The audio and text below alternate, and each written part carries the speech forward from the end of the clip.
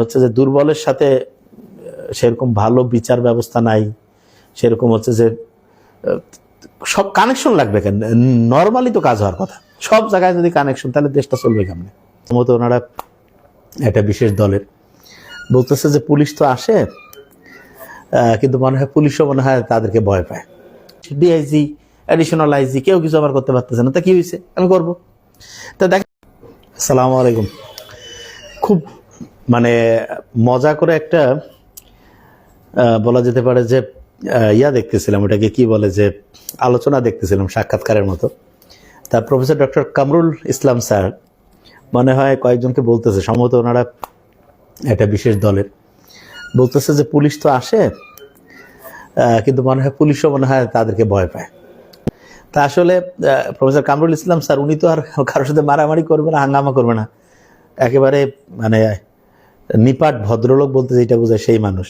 এবং বাংলাদেশের ইতিহাসে যতজন ডক্টর মানে সবচেয়ে বেশি পরিমাণ মানুষের মনে জায়গা করছে, তার মধ্যে মনে হয় সবচেয়ে শীর্ষস্থানীয় অবস্থায় উনি থাকবে।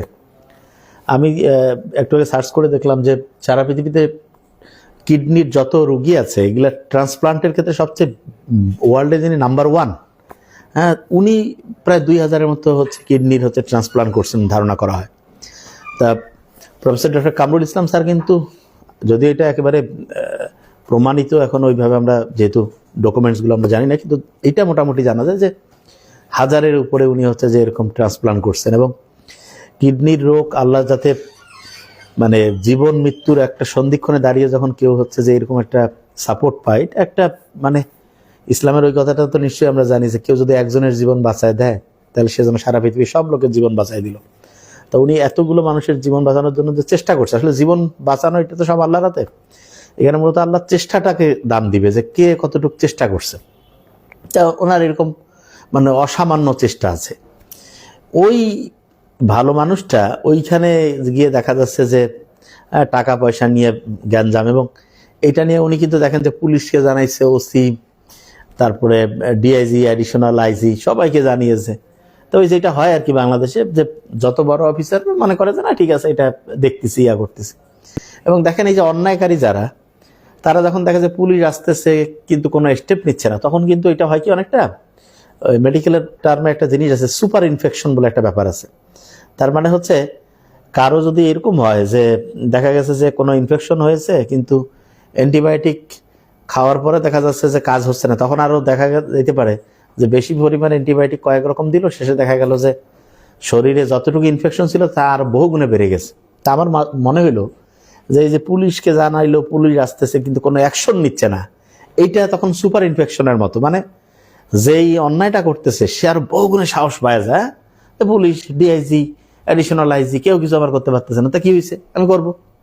তা দেখেন যে এইটা আসলে এতদূর যাইতোই না যদি আমরা হচ্ছে যে ওই মানে ওইটাকে যেটা বলে যে ওয়েল বিজ্ঞান ইজ হাফ ডান, শুরুটাই যদি অ্যাটাক দিয়ে করতাম না, যে এরকম ভালো মানুষের সাথে তুমি গ্যাঞ্জাম করছো, তোমার নামে রিপোর্ট আসছে, আগের বায়োডাটা দেখো, হিস্ট্রি অ্যানালাইসিস করো যে গ্যাঞ্জামপূর্ণ লোক, সর্বোচ্চ পরিমাণে, হ্যাঁ, একদম জেলের মধ্যে নিয়ে মানে যাতে জামিন না পায়, এটা দৃষ্টান্তমূলক শাস্তি।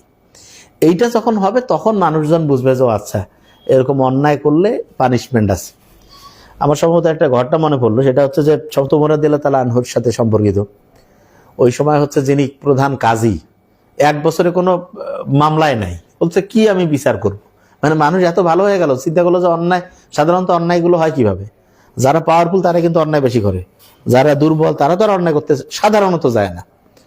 তা পাওয়ারফুল লোক যখন দেখে যে আইনের ফাঁকফোকর, হ্যাঁ, জামিনের সুবিধা, বিভিন্ন অজুহাত, পুলিশ বলতেছে আমাদের কাছে এখনো কোনো এভিডেন্স পাই নাই, আমাদের কাছে কোনো রকমের অভিযোগ আসে নাই। তো অভিযোগ আসলে মানুষ আর কতবার করবে, বারবার বলার পরও কাজ হয় না। এটা বাংলাদেশের চিত্র মানুষ জানে, কিন্তু যদি অ্যাটাক হইতো প্রথমেই।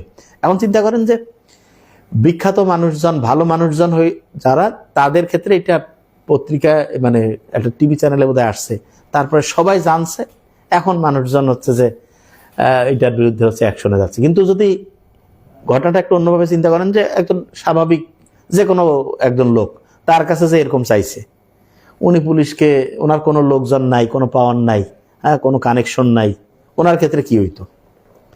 টাকা দেওয়া লাগবে, ঠিক না?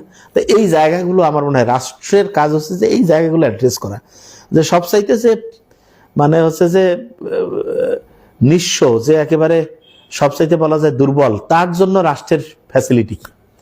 যে পাওয়ারফুল সে তো বিভিন্ন কায়দা কানুন করে ফেলে।